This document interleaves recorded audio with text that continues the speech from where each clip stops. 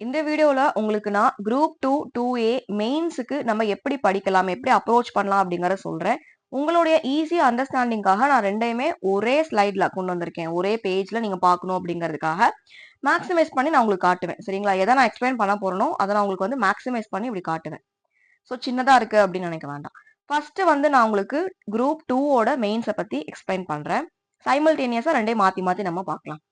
இப்ப நமக்கு first unit நமக்கு என்ன கொடுத்திருக்காங்க 40 மார்க்ஸ்க்கு modern history of India with special reference to Tamil Nadu அப்படின்னு கொடுத்திருக்காங்க.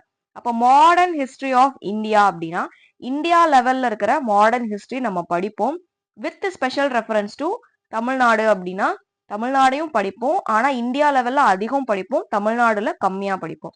இதான் நமக்கு டிஸ்கிரிப்டிவ் மெயின்ஸோட ஒரு இன்ட்ரடக்ஷனா அவங்க கொடுத்திருக்காங்க. இங்க வந்து எப்படி கம்மி அதிகம் அப்படின்னு சொல்றேன்னா டிஸ்கிரிப்டிவ் பாயிண்ட் ஆஃப் வியூல நம்ம என்ன எழுதுறோமோ அதான் ஆன்சர். அவங்க கேட்டிருக்க கேள்விக்கு தகுந்த மாதிரி ஃபேக்ட் ஆட் பண்றது, புக்ல இருக்கிற கான்செப்ட், அது போக நியூஸ் பேப்பர் கண்டென்ட்லாம் எவ்வளவு அழகா நீங்க ப்ரெசென்ட் பண்றீங்களோ அதை வச்சு மார்க் வந்து அள்ளிட்டு போயிடலாம். ஒரு பேப்பருமே ஒரு மாதிரி டிஃப்ரெண்டா இருக்கும். டிஸ்கிரிப்டிவ் மெயின்ஸை பொறுத்த வரைக்கும் எழுத போற எல்லாரு பேப்பருமே ஒரே மாதிரி இருக்க போறது இல்ல. அவங்க பாயிண்ட் ஆஃப் வியூல எப்படி அவங்க படிச்சிருக்காங்க, அதை எப்படி ப்ரெசென்ட் பண்றாங்க அப்படிங்கறத பொறுத்து சேஞ்ச் ஆகும்.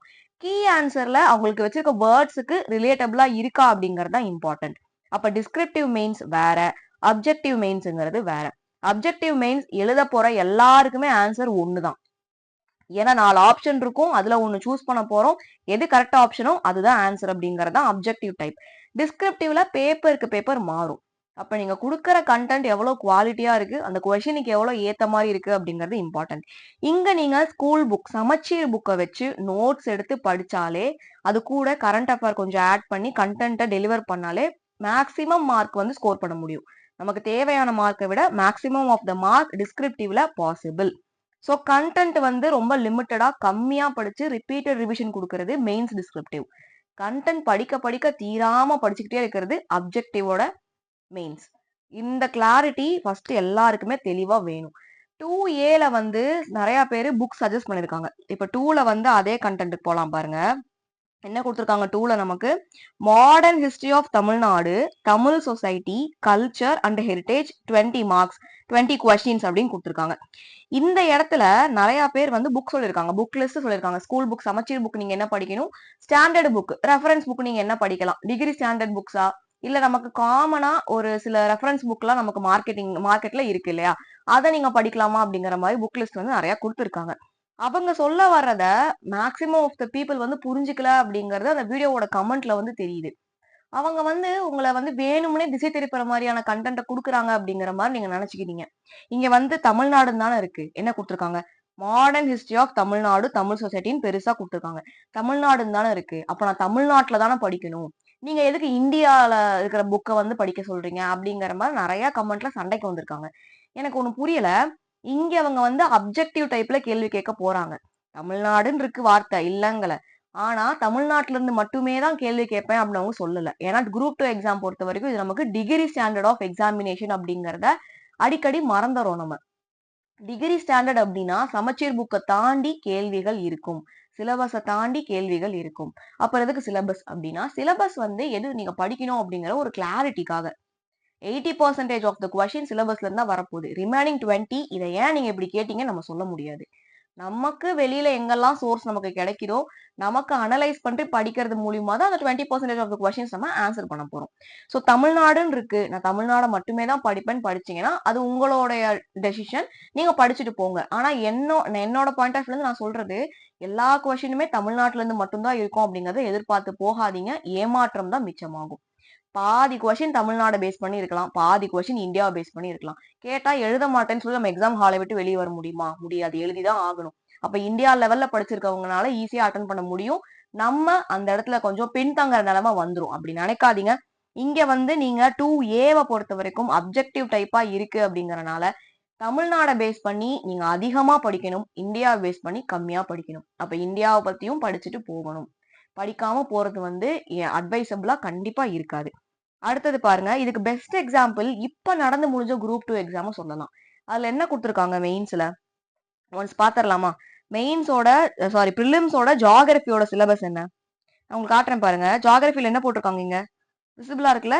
ஜியோகிராஃபி ஆஃப் இந்தியா அப்படின்னு இருக்கு. இது வந்து பிரிலிம்ஸ். குரூப் 2 பிரிலிம்ஸோட சிலபஸ் இது. ஜியோகிராஃபி ஆஃப் இந்தியா அப்படின்னு இருக்கு. கேள்வி நமக்கு ஜியோகிராஃபி ஆஃப் இந்தியால இருந்து மட்டும் தான் வந்துச்சா? கிடையாது. இல்லையா? வேர்ல்டு ஜியோகிராஃபில இருந்து கேட்டிருக்காங்க. அப்ப வந்து நமக்கு சிலபஸ தாண்டி கேள்விகள் போகுது. ஏன்னா இது டிகிரி ஸ்டாண்டர்ட் அப்படிங்கறனால. இந்த ஒரு விஷயம் புரிஞ்சுக்கிட்டீங்க அப்படின்னா, இத ஏன் அத படிக்கணும்? அத ஏன் இத படிக்கணும்? நான் இப்படிலாம் படிக்க மாட்டேன். தப்பா நீங்க கைட் பண்றீங்க அப்படிங்கிற மாரி கொஸ்டின்ஸ் உங்களுக்கு வராது. ஏற்கனவே அனுபவப்பட்டவங்க சொல்றத ஓகே. அவங்க வந்து நம்ப வேலைக்கு போணும் அப்படிங்கறதுக்காக சொல்றாங்க அப்படிங்கறத நீங்க அண்டர்ஸ்டாண்ட் பண்ணி படிக்கலாம். நெக்ஸ்ட் டாபிக் போயிரலாம். Administration of states with reference to Tamil Nadu அப்படின்னு குடுத்திருக்காங்க. இங்க வந்து இந்தியா லெவல்ல அட்மினிஸ்ட்ரேஷன்ஸ் என்ன இருக்கு அப்படிங்கறத தெரிஞ்சுப்பீங்க. அண்ட் தமிழ்நாடு லெவல்ல அட்மினிஸ்ட்ரேஷன் ஆஃப் ஸ்டேட்ஸ் என்னென்ன அப்படிங்கிறது டாபிக் வைஸ் அவங்களே தெளிவா குடுத்துட்டாங்க. யாரெல்லாம் படிக்க போறீங்க? Development officer, revenue inspector, VAO, divisional officer சொல்லிட்டு யார் யாரு எந்தெந்த துறையில இருக்காங்களோ அந்த பேரோட அவங்க குடுத்துட்டாங்க. அத பத்தின டீட்டெயில்டா நீங்க படிப்பீங்க. இந்தியாவ பத்தி ஜெனரலா படிச்சுக்குவீங்க. சரியா? இங்க வந்து 2வ பொறுத்த வரைக்கும் நமக்கு அடுத்த டாபிக் என்னவா இருக்கு? தமிழ் சொசைட்டி அப்படிங்கிறது இருக்கு. Culture and heritage. இது நீங்க எய்தர் தமிழ் ஆர் இங்கிலீஷ்ல வந்து எழுதுவீங்க. சோ இதெல்லாம் வந்து பிரிலிம்ஸ்ல ஆல்ரெடி நீங்க படிச்ச டாபிக்ல கொஞ்சம் டெப்த் குடுத்து படிக்கிற மாரி இருக்கும். டிஸ்கிரிப்டிவ் ஈஸியா, அப்ஜெக்டிவ் ஈஸியா அப்படின்னு கேட்டா ஆப்வியஸா டிஸ்கிரிப்டிவ் தான் ஈஸி. ஏன்னா டிஸ்கிரிப்டிவ்ல நம்ம எழுதுறதா ஆன்சர். கீ பாயிண்ட்க்கு தகுந்த மாரி எழுதுறதுக்கான பிராக்டிஸ் இருந்தா இதுக்கு நம்ம அச்சீவ் பண்ணிடலாம். அப்ஜெக்டிவ் அப்படி கிடையாது. கடல் அளவுக்கு கண்டென்ட் இருக்கு. சோ முடிஞ்ச அளவுக்கு ஹெசிடேட் பண்ணாம ஃபர்ஸ்ட் தமிழ்நாடு பாயிண்ட் ஆஃப் வியூல இருக்கிறது எல்லாமே நல்லா கோ த்ரூ பண்ணிருங்க இன்டெப்தா. அதுக்கடுத்து ஓவரால் இந்தியால நீங்க பாத்துட்டு போறது அப்படிங்கிறது ஒரு சேஃப் ஜோனா உங்களுக்கு வந்து இருக்கும். ஏன்னா கேள்விகள் தமிழ்நாடுன்னு போட்டிருக்கா, தமிழ்நாடுல இருந்து மட்டுமே கேட்கணும் அப்படிங்கிறது எந்த சட்டமும் கிடையாது. சிலபஸ்ல இருந்தா கேட்கணும்னு சொல்லிட்டு எந்த ரூலுமே கிடையாது. டிகிரி ஸ்டாண்டர்ட் பேப்பர் வெளியில போகும். இத மனசுல வச்சுட்டு தெளிவா படிங்க. எல்லாமே அதே மாதிரிதான் உங்களுக்கு. 2வ பொறுத்த வரைக்கும் உங்களுக்கு டிஸ்கிரிப்டிவ்ல என்ன குடுத்துருக்காங்களோ அந்த ஒரு பர்ட்டிகுலர் டாபிக்குக்கும் நல்லா தெளிவா நோட்ஸ் எடுத்து கிளியரா படிங்க. நோட்ஸ் அப்படிங்கிறது இம்பார்ட்டன்ட். டிஸ்கிரிப்டிவ் பொறுத்த வரைக்கும் நீங்க என்ன கையில நோட்ஸ் வச்சு படிக்கிறீங்களோ அதை தான் நீங்க பிரசன்ட் பண்ண போறீங்க. அதான் உங்களுக்கு வந்து சூப்பரான ரிசல்ட்டும் கொடுக்க போகுது. அப்ஜெக்டிவ் பொறுத்த வரைக்கும் நீங்க படிக்கிற புக்ல மார்க் பண்ணி படிங்க. இங்க நீங்க நோட்ஸ் மேக் பண்ணி படிக்கிறதுங்கிறது அப்ஜெக்டிவ்க்கு நோ நீட். டிஸ்கிரிப்டிவ் நீங்க எழுத போறீங்க, நீங்க பைலிங்குவலா படிக்கிறீங்க அப்படின்னா உங்களுக்கு டிஸ்கிரிப்டிவ்காக நீங்க நோட்ஸ் எடுக்கணும். அண்ட் அப்ஜெக்டிவ்காக அடிஷ்னலா படிக்க வேண்டியது இருக்கும். அப்ஜெக்டிவ் மட்டும் படிக்கிறீங்க, 2A மட்டும் படிக்கிறீங்க அப்படின்னா நீங்க முடிஞ்ச அளவுக்கு கண்டென்ட் ரொம்ப ஹெவியா நிறைய இருக்கு அப்படிங்கறதுனால மார்க் பண்ணி வச்சு படிச்சாலே மோர் தென் இனஃப். ரிப்பீட்டடா ரிவிஷன் பண்ணிக்கிட்டே இருக்கணும். இதுக்கு வந்து முடிஞ்ச அளவுக்கு சீக்கிரமே எங்காச்சும் பேட்ச் ஜாயின் பண்ணி படிக்கிறதுக்கு ஆரம்பிச்சிருங்க. போர்ஷன் வந்து ரொம்ப ஹெவியா கொடுத்துருக்காங்க நிஜமாவே 2Aக்கு. இப்போ இருந்தே நீங்க படிச்சாதான் உங்களால ஒரு 70 to 80% ஆஃப் த சிலபஸ் வந்து கம்ப்ளீட் பண்ண முடியும். உங்களுக்கு ரிசல்ட் வரதுக்குள்ள 2ஓட பிரிலிம்ஸோட ரிசல்ட் வரதுக்குள்ள நீங்க வந்து ஒரு 70 to 80% ஆஃப் த சிலபஸ் முடிச்சா மட்டும்தான் மெயின்ஸ் நீங்க எழுத போறதுக்கு முன்னாடி கிட்டத்தட்ட ஒரு 90% முடிச்சு ரிவிஷன் பண்ண முடியும்.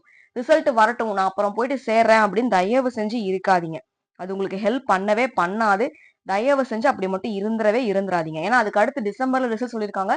பிப்ரவரில மெயின் சொல்லியிருக்காங்க. சோ 1.5 மாசம் 2 மாசத்துல என்ன பண்ண முடியும் நம்மளால? It's hectic. தெரிஞ்சே கோட்டை விடுற மாதிரி ஆயிரும். சோ முடிஞ்ச அளவுக்கு நல்ல ஸ்கோர் இருக்கு உங்ககிட்ட. ஒரு 150 பிளஸ் கொஸ்டின்ஸ் நீங்க போட்டிருக்கீங்க. 160 கிட்ட நீங்க கொஸ்டின்ஸ் போட்டிருக்கீங்கன்னா தயவு செஞ்சு ஏதாச்சும் ஒரு ரெப்யூட்டட் அகாடமில ஜாயின் பண்ணி ப்ராக்டிஸ் பண்ண ஸ்டார்ட் பண்ணுங்க. நீங்க 130 தான் போட்டிருக்கீங்க, 140 தான் போட்டிருக்கீங்க. நெக்ஸ்ட் நீங்க எப்படி படிக்கலாம் அப்படிங்கிறதுக்கு நாங்க ஒரு வீடியோ மேக் பண்ணிருக்கோம். அதை பார்க்காதவங்க பாருங்க, உங்களுக்கு ரொம்பவே யூஸ்ஃபுல்லா இருக்கும். ஸோ ஓவராலா நம்ம இந்த 2 சிலபஸ் பத்தி தெரிஞ்சுக்க வேண்டிய இன்ஃபர்மேஷன் இதுதான். குரூப் 2க்கு நீங்க வந்து இந்தியா லெவல்ல நிறைய படிப்பீங்க, தமிழ்நாடு லெவல்ல கம்மியா படிப்பீங்க. பட் ஆன்சர் நீங்க கொடுக்கும்போது உங்களோட ஆன்சர் ஷீட்ல இந்தியாவும் இருக்கணும், தமிழ்நாடும் இருக்கணும், கரண்ட் அஃபேரும் இருக்கணுங்கிற மாதிரி நோட்ஸ் மேக் பண்ணி டிஸ்கிரிப்டிவ்க்கு நீங்க படிச்சாலே மேக்ஸிமம் ஆஃப் த மார்க் ஃபுல்லாவே ஸ்கோர் பண்ணிடலாம். அப்ஜெக்டிவ் பொறுத்த வரைக்கும் தமிழ்நாடை பத்தி நிறைய படிப்பீங்க, இந்தியா பத்தி கம்மியா படிப்பீங்க, அண்ட் ரிப்பீட்டடா ரிவிஷன் அடிப்பீங்க. ஸோ இந்த ரெண்டு தான் உங்களுக்கு வந்து difference between 2 and 2A. So descriptive வேற, அப்ஜெக்டிவ் வேற, சிலபஸ் வேற அப்படிங்கறத கிளியரா உங்களுக்கு புரிஞ்சிருக்கும்னு நினைக்கிறேன். நம்ம சேனல்ல 270 டேஸ் ப்ரோக்ராம் அப்படின்னு சொல்லிட்டு ஒன்னு இன்ட்ரடியூஸ் பண்ணிருக்கோம். அடுத்து வரப்போ 2025ல வரப்போற பிரிலிம்ஸ்க்காக டோட்டலி ஃப்ரீ. நம்ம சேனல்ல சப்ஸ்கிரைப் பண்ணிக்கோங்க அண்ட் டெலகிராம்ல ஜாயின் பண்ணிக்கோங்க. இது எதுக்கு சொல்றேன் அப்படின்னு பாத்தீங்கன்னா, நம்ம சேனல்ல டே பை டே என்ன சொல்றோம் அப்படிங்கறத டெலகிராம்ல நான் உங்களுக்கு சொல்லுவேன். அண்ட் அதோட வீடியோஸ் உங்களுக்கு நம்ம சேனல்ல போஸ்ட் ஆக போகுது. ஸோ சப்ஸ்கிரைப் அண்ட் ஜாயின் மூலியமா நீங்க எல்லாமே ஈஸியா அக்சசபிள் பண்ணலாம். ஸோ இந்த வீடியோ ஃபுல்லா பார்த்ததுக்கு தேங்க்யூ. உங்களுக்கு இது யூஸ்ஃபுல்லா இருக்கு, ஏதாவது டவுட்ஸ் இருக்கு அப்படின்னா டெலகிராம்ல கேளுங்க, இல்ல வீடியோ கீழே கமெண்ட்ல வந்து சொல்லுங்க. தேங்க்யூ.